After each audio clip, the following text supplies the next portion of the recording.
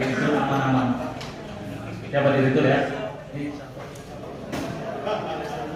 Syederalun, vaksin COVID-19 mulai digunakan di Kabupaten Simelu untuk tahap perdana ditujukan pada Forkopimda Simelu yang dilaksanakan penyuntikan di RSUD Simelu pada Jumat 5 Februari 2021. Forkopimda yang hadir mulai dari Bupati Simelu, Ketua DPRK, dan pimpinan instansi lainnya. Pejabat pertama yang disuntik yaitu Komandan Lanal Simelu, Letkol Laut P. Ahmad Fahribi, dan disusul oleh Kapolres Simelu.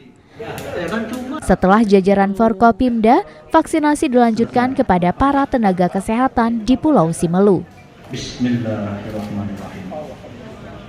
0,5 cc selesai. Untuk vaksin sendiri telah selesai didistribusikan ke seluruh puskesmas di Kabupaten Simelu. Dari Simelu, Sari Mulyasno, Serambi On TV. Penerima vaksin itu sungguhnya tetap sesuai dengan